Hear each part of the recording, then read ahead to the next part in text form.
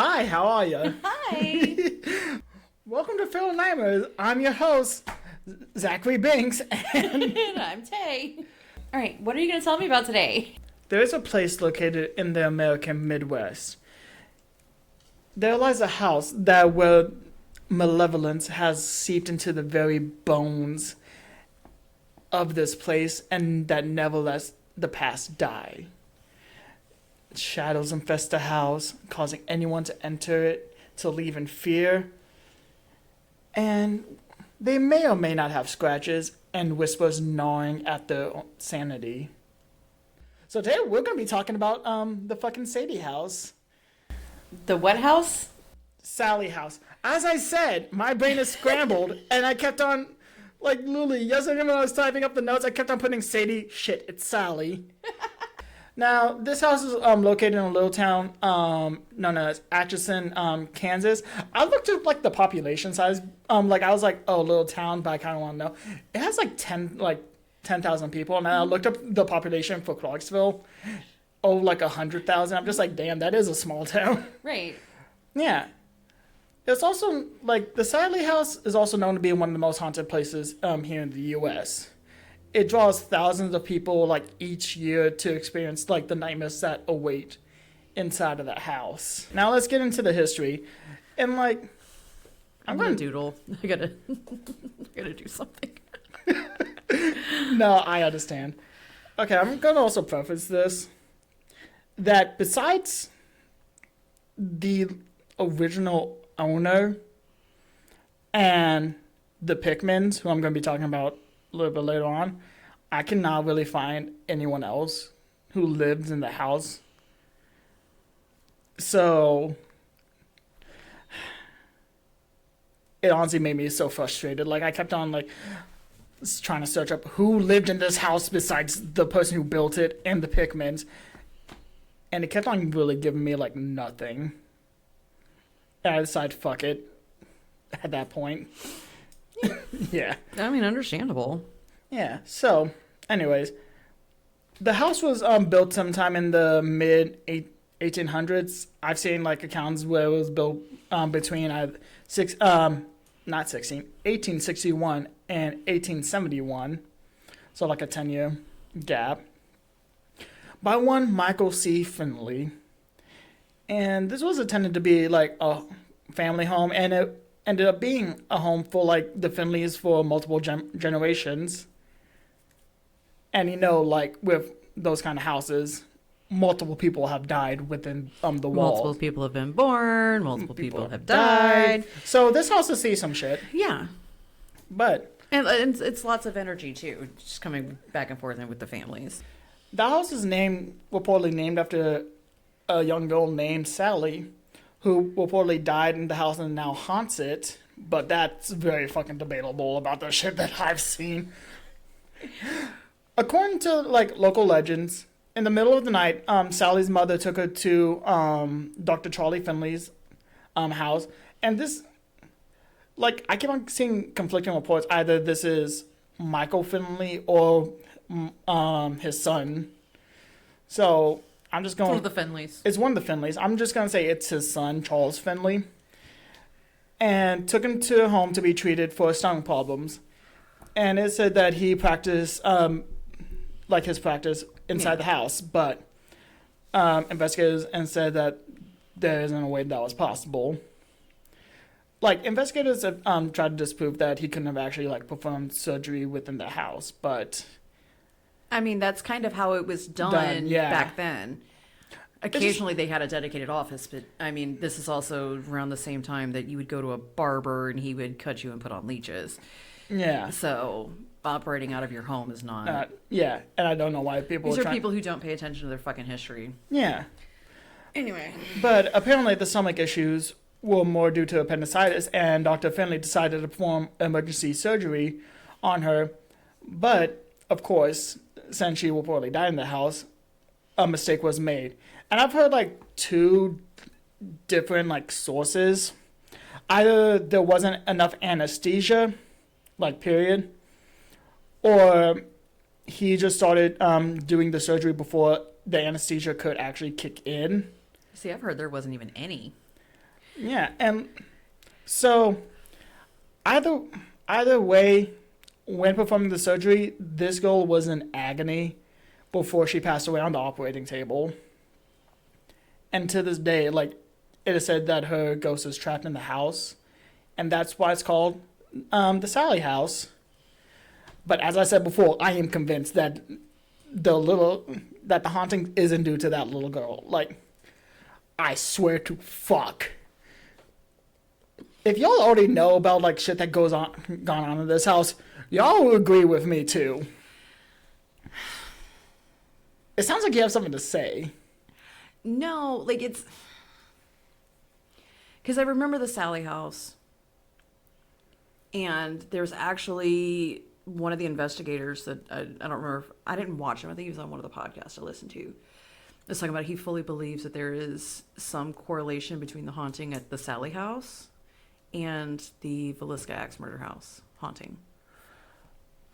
That was something that we talked about doing like a joint episode on. Wasn't that? Yeah.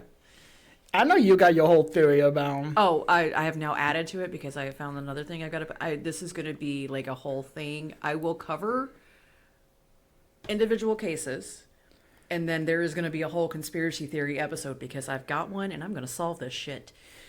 Whether y'all believe me or not. And I cannot wait for that episode. Exactly. If Elena or Cartwit can take on trying to solve Jack the Ripper, I can take on the axe murders.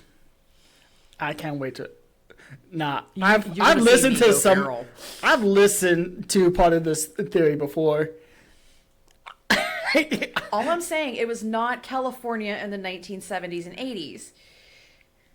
Nah. You didn't have 5 million fucking serial killers running around. Okay, so. But I mean, they had the same solve rate as the LAPD at that point too. So Yeah. you know. But after this, like word got around, and many started attributing this local legend to the weird stuff that's been going on inside the house. But there's also kind of a little hitch in that. When researchers take a closer look, there's been no records to indicate that Sallie or any other patients have died in the house. But then again, like, there are also people claiming that, there's no way that you could actually perform surgery inside the house. I mean, and honestly, if you're going to middle of the night, someone, as a doctor, middle of the night, someone shows up with their child requires surgery, child dies during surgery. You're still going to have a death certificate. Yeah, record. Maybe. There's going to have to be some type of record. Yeah. But they couldn't find anything of the sorts. And so, like, it's either that this local legend was just, like, invented for people to explain the inexplicable things going on inside the house, or this is one that I saw. I was just like, or, like, this could all just be a cover-up for the doctor who staged and hid all the evidence. I mean, it very well could just be medical malpractice. Yeah, it could be medical malpractice. And fully believable. Yeah. See, I can't remember where it was I heard it, but they were talking, like, there's a theory that Sallie might have actually been his illegitimate daughter. Ooh. Man, like. So, like, there's a lot of rumor and speculation going on with that one. Yeah. And that's why I said that it just sounds more like local legend was. Right. So throughout the 20th century, like after the Finleys all like left the house, it was up for rent, and multiple people rented out through the years. And they reported strange occurrences such as disembodied voices, temperature drops, and physical attack. And this all is leading up to the Pickmans when they moved in. Because this is when the house garnered national attention. So, in 1993, I've also heard like 1992, but majority of it early 90s. Early 90s. Tony and Deborah Pickman moved in, rented the house and moved in. They're newlyweds and they're expecting their first child. When they moved into the house, everything seemed normal at first. But that shit did not last long. And soon after, like, small things started to occur, and it's just mostly, like, lights flickering and dimming out of nowhere. They looked at the wires and had electricians come in, check everything out, but everything seemed not out of the ordinary. So, and all that tiny stuff kind of grew, because once the baby came, it was reported that the baby could not sleep peacefully inside the nursery, but as soon as you take the baby out of the nursery, it can sleep pretty well. And I've also seen things that this could have just been colic or anything natural for a baby, but what? I remember those days. Yeah. Only thing that got my kid to sleep was Best of My Love by the Eagles. And if that song stopped playing, that child woke up. It was... Yeah. I love the song. And I do have fond memories of singing that to her. But, oh my God. Yeah. But Deborah and Tony thought there was something else going on. Deborah is the type of person who, like, believes in the supernatural and strange occurrences. Her husband, on the other hand, doesn't. And that turns out to be a little bit of his detriment. And you know what? And honestly, in most scenarios involving some type of haunting, it is usually the one that's like, I don't believe in that shit, that gets hit with the worst. No, but this ghost has a specific beef with Tony. I mean, I've got a specific beef with a couple of people named Tony, so I get it. Understandable. You know, I've And, like... just like Steve's. They got so many fucking Steves. And for a while, like, it's just harmless occurrences that could be, like, brushed aside. But the first night where, like, something that I've seen that something actually, like, really creepy happened was one night after they put their child to bed. They went and check on her, and the light that they turned off is now turned back on, and 3 of the baby's stuffed animals were all sitting in a circle in the center of the room. And, like, honestly, they just put the stuffed animals back, turned the light off, and, like, acted like nothing happened. Just like, okay, that was weird. But before they can even get back downstairs, they heard the light flick on again, and they rushed back up to see the same scene over again with the 3 stuffed animals sitting in a circle in the middle of the room. And, like, that's some weird shit. Also, to make things even weirder, like, the animals refused to even go inside of the nursery. They would not step apart inside of it. But soon after that occurrence, the weirdness was no longer confined to the nursery and started to infect the rest of the house. I'm going to note that, like, all these things, like supernatural shit, has only really been happening to Tony. Deborah's only been witnessing it, but Tony's been getting the brunt. Tony's going through it. Tony's going fucking through it. Like, my man. Tony starts hearing footsteps going up and down the stairs, but kept on brushing it off and blaming the cats. Time out. Hold up. You know what your cat sounds like walking. Oh, yeah. 100%. I also know that if I hear shit going on in the night, I hear that little... I'm just like, fucking cats. But at the same time, you're too tired to even get up to even, like... Deal with the cats? So... All right. And this is a lifelong cat lover. And as someone who's had cats for... It was March when I got them, so March, April, May, June, July. So like 5 months. Yeah. I've had my cats for 5 months. Love them to death. But there does come a point where you're just like, fuck it. I'm going to sleep. At this point, like, it's even when I'm not even asleep and I just hear something like hit the ground, I'm just like, I'm too tired to investigate at this point. It's like I literally will come in off my back porch and the cat will be up on the cabinets and I'm like, all right. As long as you don't knock anything big down, I just cannot care all that much at this point. Right. Because they're just going to keep on doing it anyway. Exactly. And this is the only cat I've ever had that was a climber. Oh, both of mine are. I really need to get this cat a giant cat tree. But no, I know the sound of this cat. So yeah. But it came to a point where, for some reason, Tony tried to catch the cat in like in the act. In the act, for some reason. Yeah, I don't know. Like, so I'm like rubbing against the. Stop rubbing the tablecloth. Sorry. Like, he tried to catch him in the act, but he couldn't. Gotta be quicker than that. Gotta be quicker than that. But instead of catching the cats, all he felt was a cold breeze go past him, followed by the sound of child's laughter that started off soft at first, but then like encompassed the entire house. One, fuck that. Fuck them kids.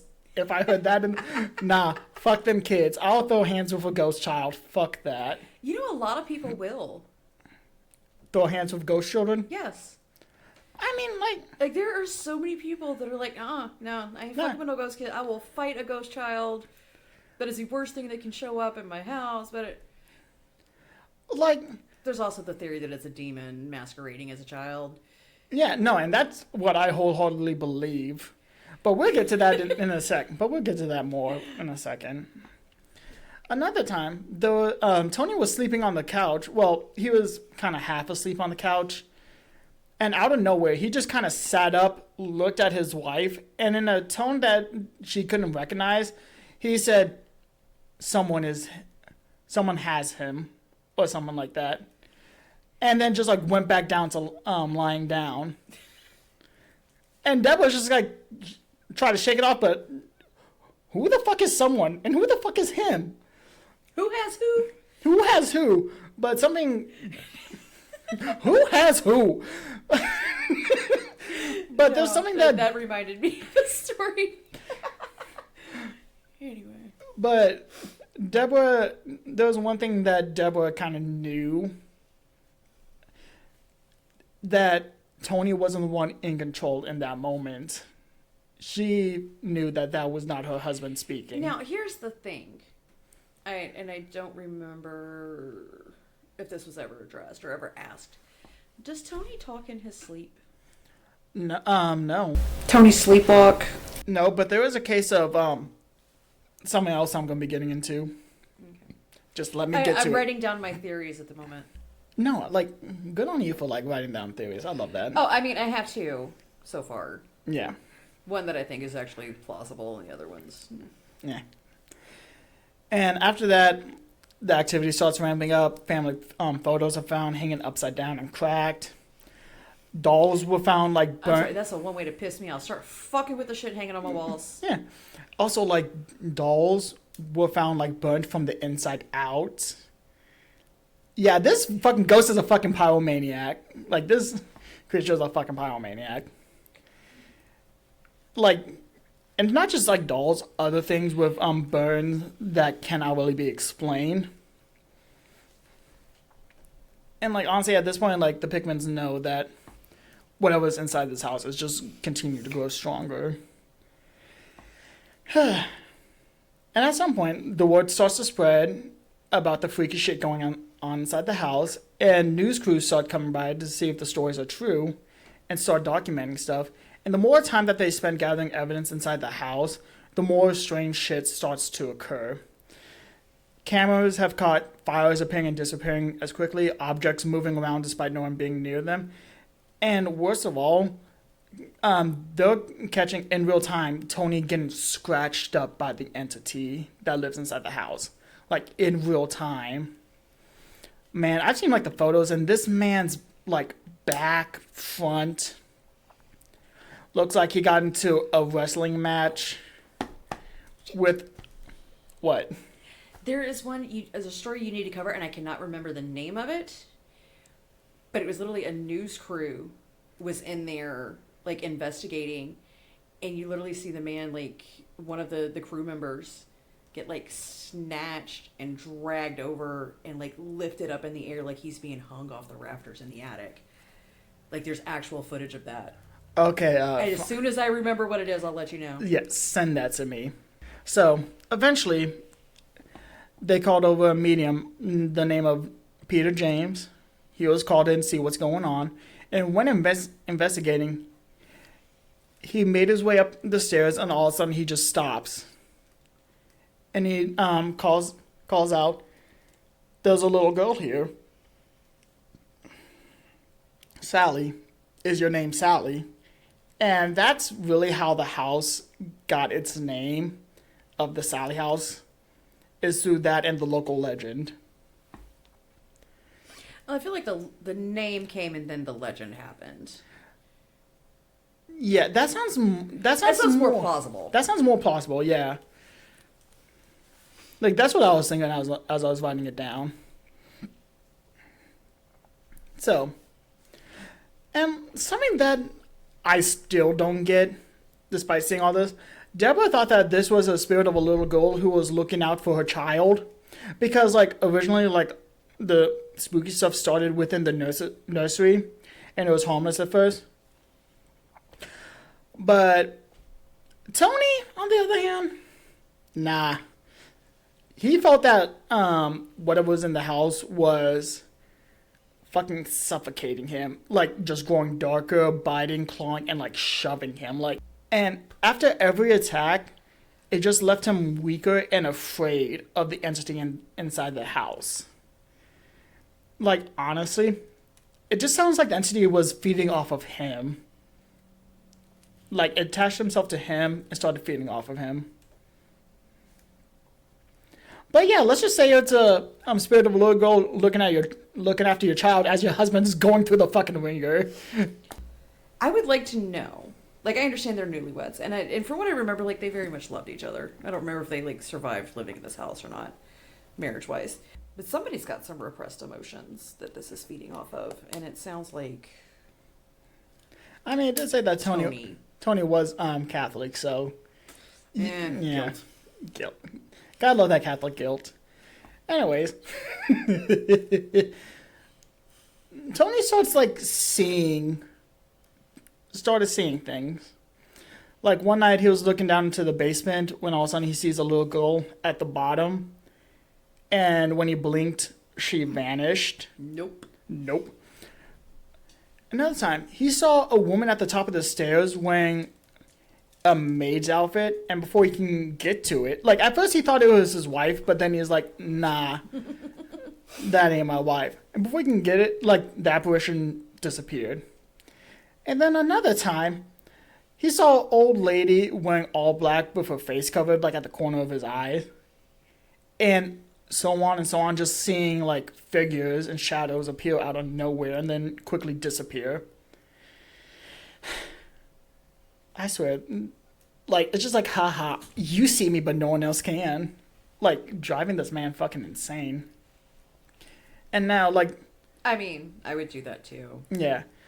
And there was a night where he awoke in the middle of the night, unable to move, like, with an invisible force pushing down on him. And some apparition reaching out and, like... Sleep paralysis, yeah. So that's why I was like, hey, I'll get to that. But yeah, he definitely suffered from sleep paralysis within the house.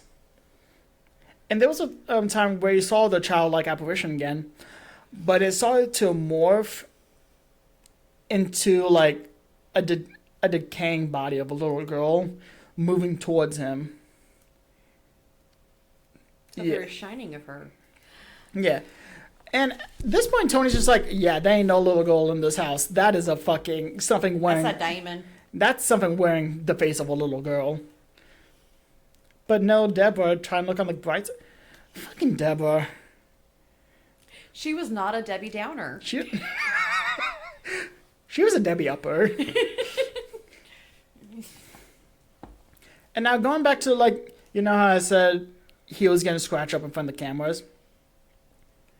Well, those scratches escalated from just, like, being crude, like, claw marks into his skin. It evolved over time into a point where it had, like, letters carved onto his skin. Fuck you, Tony. No, the initials spelled out MC. Sorry, when I heard MC... Yeah. And this is when we are so terrible. When the investigators looked into it, they found the initials matching Michael C. Finley, the person who built the house. But even to this day, no one can really connect MC to what is actually going on. But that didn't really matter to Tony because all he knows is that this house is fucking mocking him. This house knows him. This house wants him to suffer. And honestly, I feel so bad for Tony, living in this house. I feel like it was Deborah's idea to keep on staying in the house. Okay. I'm going to be realistic right here because this is something that gets brought up a lot in these haunted stories or people listening to them, people that like them. Why didn't they just leave? That is a very loaded question. Because, all right, if you own the home. Well, they're renting. Right. Oh, examples. Either way. If you own the home, then you've got to try and sell this home, right? Yeah. That's a process and a half. If the home is known to be haunted. That just makes things even harder. If you're renting, well, you have signed a lease, and it is, even for the early 1990s, it's not cheap to move. Yeah. You've got to have that money backed up. You got to pay deposits on a new place. You've got to do this. You've got to break your lease, which usually involves having to pay out X amount of money. It's not as easy as a lot of people make it. Yeah. So it may have been we have to stay here until the lease is up. Yeah. And also mixed with Deborah's attitude about the entire thing. I just feel really bad for him. Because at night, Tony starts hearing whisperings coming from all around the house, commanding him to do violence, telling him to hurt Deborah, and he's even having dreams of him stabbing her. And he'll be waking up mortified and terrified of what he saw and what he could do. And over time, the line between nightmares and reality starts to thin and starts to fray up until the night where Tony blacked out, and then when he came to, the family's cat was found dead and pinned to the kitchen counter. Tony swears that he cannot remember anything that has happened. And even today, people debate whether he was possessed or his mind was just driven to the point where he just fucking snapped. Honestly, I'm kind of more partial to with all the shit he was under, the constant psychic attacks and psychic and physical attacks, that he was just kind of pushed to a breaking point.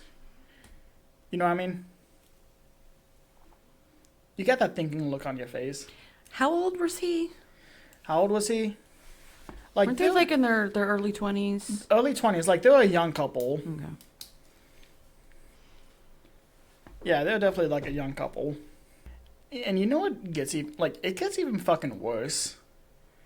I mean, not killing a cat. It's just, look, now that I'm a certified cat dad, I want to throw hands with this demon on pure, integrity at this point. But there was a night when Tony was walking past the stairs when all of a sudden a force just crashed into him, pushing him up against the stairs, against the railing. And for a moment, it seemed like he was being hauled up to be, thrown overboard. And, Deborah witnessed this entire thing. She's screaming her head off, and it just kind of stopped. Every report that I looked at it,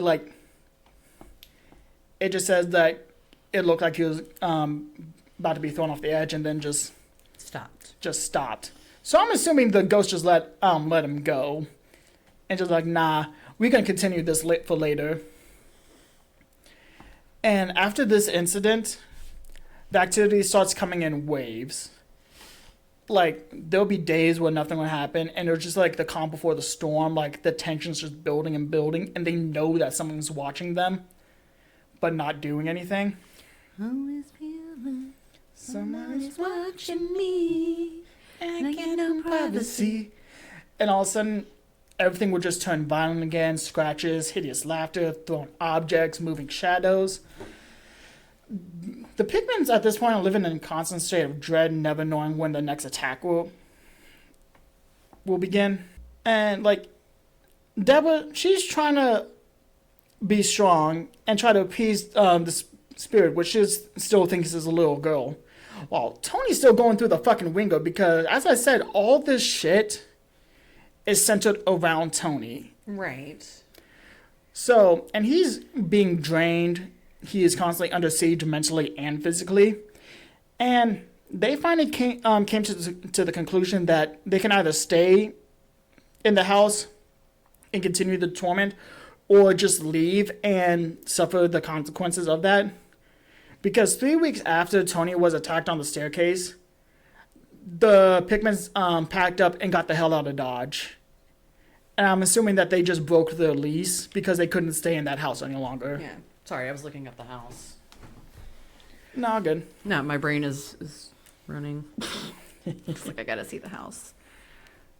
Like I know I've seen it before. That is not what I was picturing. Like it looks like an old like a normal little craftsman-esque yeah style house.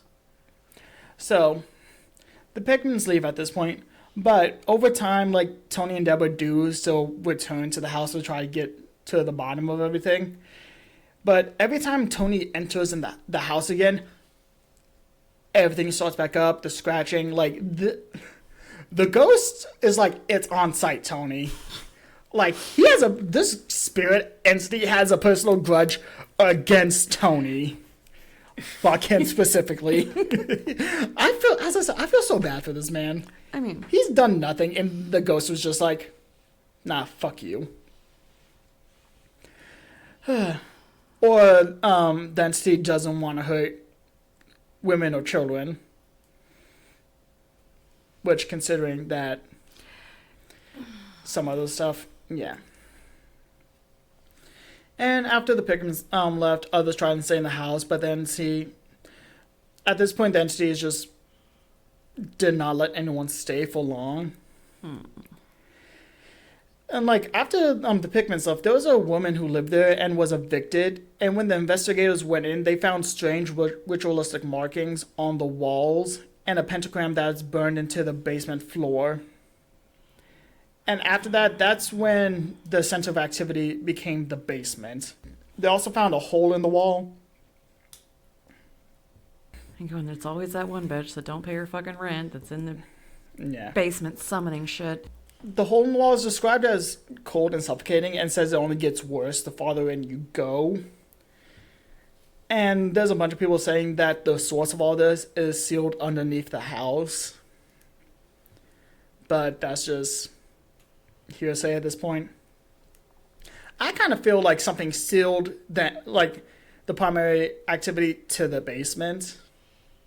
That's what it kind of feels like to me. What you mean is helpful? It's helpful and does, like, lessen other activities upstairs. As long as you don't go into the basement inside the hole, you should be fine. Stay out the fucking basement. Well, you should be fine-ish. I'll never go... If I ever get a house with a basement, nah, fuck that. I am not going down there unless I absolutely need to. Basements creep me the fuck out. Oh, you would have hated my old house basement. It was, like, literally dug out dirt. I would have fucking hated that. Oh, yeah. And there's a possibility when they dug it out, they interrupted, like, a little underground spring or something.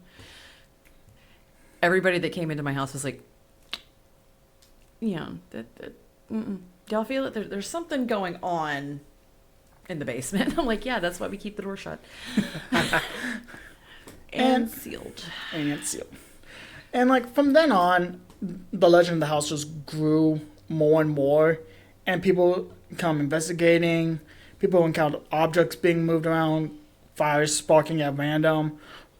Photos of mysterious shadows. And voices captured in the EVP. Like, there's been, like, multiple, like, EVPs catching, like, the sound of, like, children laughing inside the house. And, like, creepy. And, like, as I said, like, this place draws, like, thousands of people, like, each year to come stay and investigate the house. Like, to me, this is just a malicious entity that has described itself as the little girl using the local legend as a way to like get people to lower their guards before they attack. That's what it feels like to me.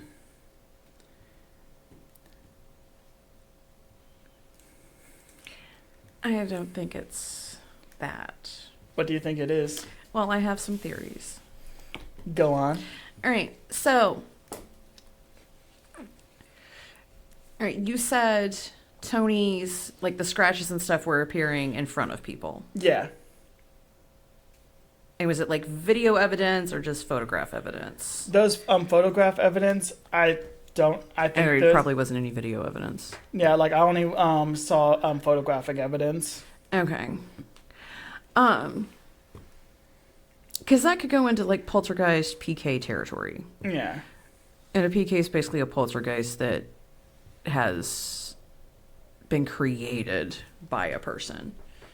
And that's normally the person that it kind of torments. So Catholic guilt from Tony and whatever's going on. Also, there's possibility of some undiagnosed mental health issues at that point, because early 20s, a lot of stuff will start presenting. Yeah. So those two very kind of go hand in hand, in my opinion. Then, of course, everybody's favorite, the demon. Everybody says it's a demon. The basement has a portal. Yada, yada, yada. Yada, yada, yada. Zach Bagans went in there and tried to yell at a little girl.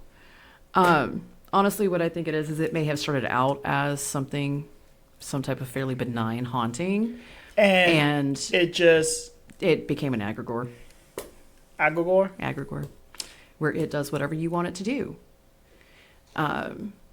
So I think it's what a tulpa is, something that's completely created because you believe in it. The egregore is basically it's gonna do what you want it to do. So it's something that's already there, but then it kind of mutates and. So it could be something that's already there, but the public perception of it changed it to fit in what people believe it to be. Which is why, if you look at it, Deborah and the baby, nothing was happening to them. But for Tony, who's Catholic, very strict religious upbringing, whatever, he's the one being attacked. He's the one that it's a demon. And then the more that they unconsciously feed into it or consciously feed into it, the stronger it gets and the more it's going to react. And then since they've left, and this has been decades of investigating. So our own perceptions and everyone who goes in to investigate, knowing the stories, just keeps on unconsciously feeding into the entity. Mm-hmm. I do saying that, it could be that, and that does make a lot of sense, because it could be an entity that took the form of Sallie, because everyone believed about the Sallie story, but then over time it grew into something else due to Tony. That does make a lot of sense. Mm-hmm. I fully believe that, because here's the thing, and this is I blame a lot of the ghost hunting shows from the early aughts, is you would have some weird shit happen. Yep. You start investigating it, all of a sudden you bring in a psychic, which they brought in a psychic, and the psychic's like, oh, is your name Sallie? You have literally just provided an answer to whatever this is. Yeah. Right? To identify itself as Sallie. Or, they come in and they're like, oh, there's a portal. There are portals on this planet. Fully believe Bell Witch Cave, that is a fucking portal. Huska Castle, I believe that is a portal. Portal to hell. But, there are places like that. I don't think it's going to be, if there is a portal, it's because someone created it. Yeah. Okay? Not, especially when it's in a home. Oh, if it's in a home, somebody fucking created it. Yeah. And that's the first thing. Oh, it's a portal. You've got all it. No. I don't get that feeling off the Sallie house. No. Whatsoever. I do believe that a lot of these places, Sallie House, Villisca, fuck, I had more. you know, everybody has fed, whether it was something, tragic that happened, and then people have just kind of fed into that energy. Yeah. Continuously. It's honestly, I feel like Villisca is a tulpa. Flat out, it is something that was created by people believing, and then you had people who went in there with demonic intent and fucked some more shit up, but whatever. Basically created a fucking portal there. Either way, like this house, The Sallie House, I don't believe it's demonic. I believe it is something that was like something that was more benign, but then turned malevolent due to people's perception of the entity. Yep. Yeah. So, like, I do believe that it might not have started off as malevolent, but it is now malevolent due to our public perceptions. Mm-hmm. And honestly, I kind of fuck. Okay, when I say I fuck with that, I don't mean that in like, how to like fucking put it? Like, from someone who does a lot of creative stuff, like likes fantasy, D&D, creating stories, just like the thought of of being able to personally attribute to the haunting. Yeah, like specifically like our perception is what creates the haunting, is like something that I fuck with. Mm-hmm. And I mean, there's excuse me, there's been situations in places that I've been, and like, when the energy's off. Oh yeah. And you don't necessarily have to be somebody who is sensitive to that to feel it. It's the same with people. If the energy's off, you're gonna notice. Yeah. So, if you are going to a location that is world famous for being haunted, and you know all of the information about this haunting, like, it's already like you're already feeding into it. Yeah. I've been to places locally that are, it's so freaking haunted, it's so haunted. Walked in and felt nothing. No shift in energy, nothing. And then I've been to other places that, places that like I would frequent, and then find out that, things do happen there, but more like later at night, because it was a bar, restaurant, it was closing down. Like, stuff would happen at closing time. People's keys would go missing and show up in the dishwasher, Evelyn really liked the music. She loved the jukebox. Anyway, that was the ghost there. And then I've literally, a week ago, stopped at a random cemetery with Michael. Oh yeah. And got fucking bum rushed with energy. So it's, I'm not a person that's gonna be like, oh well, cemeteries are haunted. Every cemetery is haunted. It's not. No, because the one that I'm in Minnesota where my grandpa and grandma are buried. Like, every time I go up there, like, I do not get a feeling of unease when I go up there. Like, not to say that it can be haunted. I'm just saying whatever is there isn't a malicious force. Right. And most of the time, what is there, and I'm going to say this, I'm trying to figure out the proper way to say it. It's not necessarily a haunting, or if it is, it's more of residual haunting, which is more of like the energy, the grief, the sadness. Instead of an active haunting. Instead of an active haunting. Yeah. So you'll feel that heaviness of the grief or sadness and just heartbreak, around certain monuments in the cemeteries. And,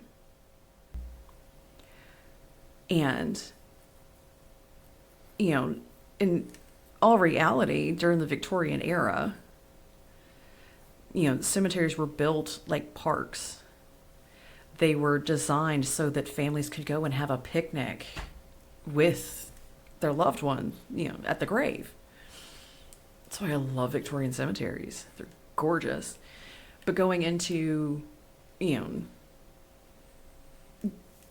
most cemeteries, and I mean, I grew up next to two of them. They were directly across the road from each other. That explains a lot. Yeah, segregated cemeteries. Oh. I'm sorry. I'm serious. I was in my late 20s before I found out the name of the smaller one, because there's no signage with a name on it, nothing. And you've got the big cemetery, like the historic cemetery that was all well maintained, and people are still being buried in it to this day. But it was originally whites only. And then you had the rundown, no signage, nothing, that everybody in my family just knew it as the Black Cemetery, because there was no name for it. And I can't even remember how I found it, but it is a national historic landmark place. But you can definitely feel the different, energies from them. Different energies from them. And not just because, it's Evergreen Cemetery is the name. Not just because it was more kind of run down. And I mean, there's sunken graves. There's, the family that lives across the street from it, which I grew up with their oldest three sons, would actually go over there and do the lawn maintenance and try and, make sure it didn't get too overgrown. Yeah. But there's definitely just a different energy. And it's not bad at all. It's just different. It's just different. And it may just be the cultural difference in how death is treated. Yeah. Because I know directly behind it, and I cannot remember the name of the church. But it's one of them, you literally have to be born into that church. You can't just join it later. And it is a historically African-American church. You cannot just join it later. You have to be born into it. Is right behind it, or kind of across the street. 'Cause it's a weird little area. But then you've got, the big cemetery, the one that everybody knows the name of, and, has legitimate famous people buried in it. We've got a former governor buried there. That one's got a whole different vibe to it. Yeah. And you can definitely feel, when you get into the older section, you feel a little bit difference there. Yeah. Versus the newer sections. But it's definitely the older end, you can feel that kind of sadness because everybody's gone. Yeah. There's nobody coming to visit anymore, which is exactly what Michael and I ran into. This was a spirit that was excited to see people. And bum rushed you? Bum rushed me, almost knocked me on my ass. And then when Michael got up within 10 feet of me, I watched him stagger because it hit him too. And it was it was unsettling just because it threw me physically out of whack and out of balance. Yeah. But anyway, I truly believe it's Nagragor, that it started out as something small and then everybody's just kind of fed into it to make it a bigger deal than what it is. So you could go in there and be, nothing. I don't expect anything to happen. But it's still gonna... And it could be, it's not going to do shit because they're like, you don't fucking believe. Yeah. Fuck you. Or it could still happen because of the collective perception. Yes. The people who have been feeding into it for the last 30 plus years or longer. Yeah. So, I don't know. But yeah, that is the Sallie house. Did I say it correct? Because yes, you said it correctly this time. As I said, I'm still out of sorts today. You are so out of sorts today. As I said, your husband really fucked up my. He fucked up my battery Binks' today. new groove. It's exactly what happened. Yeah, but yeah, so that's been the Sallie house today, and I completely agree with your theory. Mm-hmm. So yeah, I definitely believe that. It's an egregore? It's an egregore. Like, as soon as, like, you started talking about it, and of course, you do struggle with finding things I don't know about. But this is one that's never really got my attention. Like, I know about it, but I don't care about it. Yeah. Because it's never felt... as important or... as haunted. As haunted. But with me actually going through it. Like, you going through it, like... Literally, I was like, oh, I'm just going to doodle. And I was like, wait, I need to do this because I have a Krista Pike update. That'll probably be next episode because fuck that bitch. And then it just kind of got into... And then it was like, all right, Sallie house. I got some theories. And first thing, egregore. Because it was like... Yeah. Okay, they've definitely been feeding this thing with the energy. And the investigators have been feeding this thing with the energy. But I'm not a professional. Neither am I. Despite what... I go on vibes. Despite what Mike put on the website, I am no professional. We are amateurs. I am the skeptic. Which is bullshit. No. Like, and this is something one of my friends could not fucking understand about me. I have experienced so much. And I have done so much. Like, you can still... I have a very healthy skepticism. And I think having a healthy skepticism is always... It's always good. Yeah. I mean, I too... Like, I legitimately, when that shit happened with me and Mike, I hadn't watched him physically stumble and him be like, oh shit, I just got lightheaded, I hadn't said anything. It could have just been like a one-off. It could have been a one-off. Because I do have vertigo from time to time. Yeah. But it was literally as soon as I got out of the truck and like, and the creepy part is turning and looking at the graves that were near me at that point, finding the one that has my government name on it. First name, okay, first time I've ever seen that, and then we're leaving and seeing my maiden name on one, and seeing my first married name on one. Like, all three of these were close together. I was like, oh. So. But yeah, as I said, there's nothing wrong with being healthily skeptic, because I'm also that way at times. You have to be. You have to be. Whether it's a ghost or a person, living or dead. You have to have that healthy amount of skepticism. Mm-hmm. Yeah. On there, he put me as a occult master or something. Yeah, that's not you. That is not me. I might like supernatural and freaky shit, but to call me a master of that. I'm the one that accidentally started the coven. And I am one who was accidentally in that coven. So yeah, we basically need to swap. But I like spooky shit. Right. And I know you like true crime. I like all of it. You like all of it. I do like all of it too. This is basically what my hyperfixation has been for the last couple of years. It's the true crime and paranormal.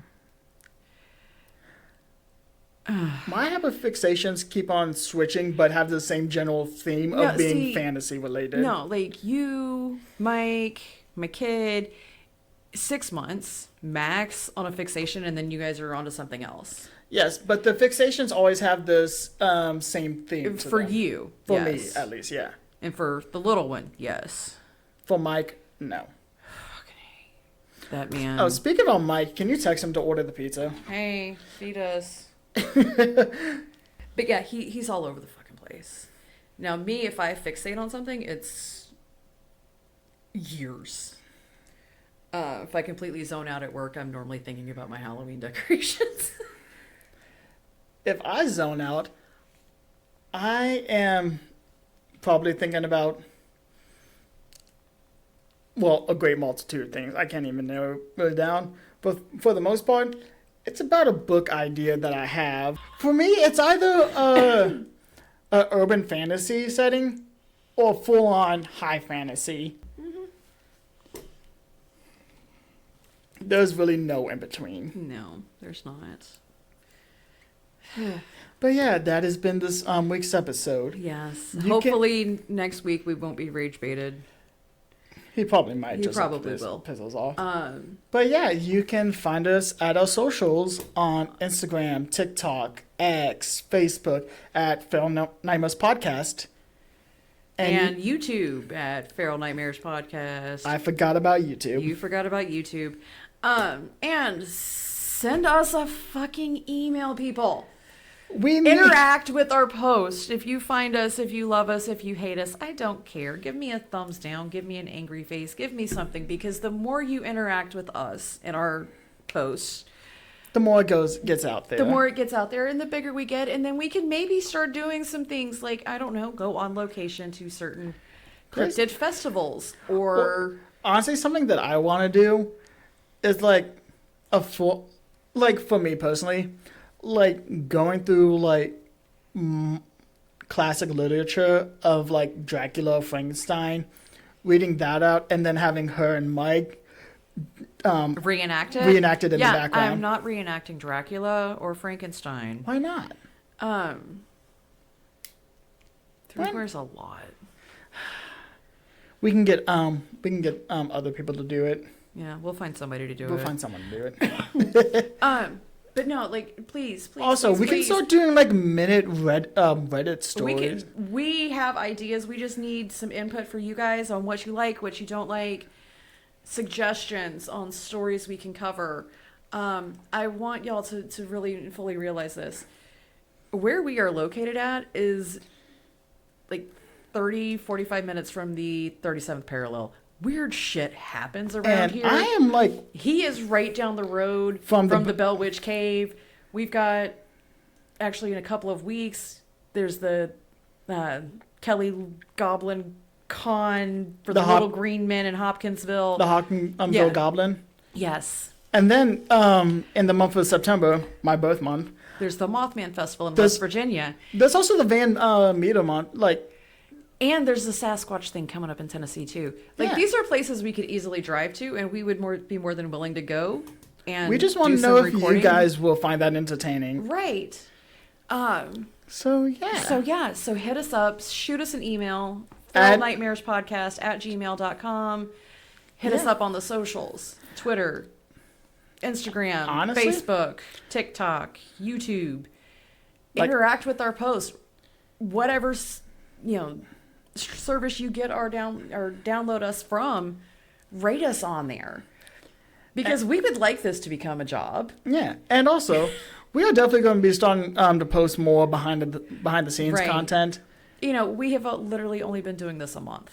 Yeah, and we've already had over 100 downloads, and we're already international. And that is more than we thought that we would get within a month. I think that was like a 6-month goal. That was honestly, maybe first year. We were setting we had a very low bar for us, but we've already did that in a month. Holy fucking shit! Yes, I am so proud of us. I'm so grateful for all of y'all. Yes, and everybody that downloads and listens, whether you're, our family or not. We love you guys, and sweet dreams. And feral nightmares. Bye. We love you.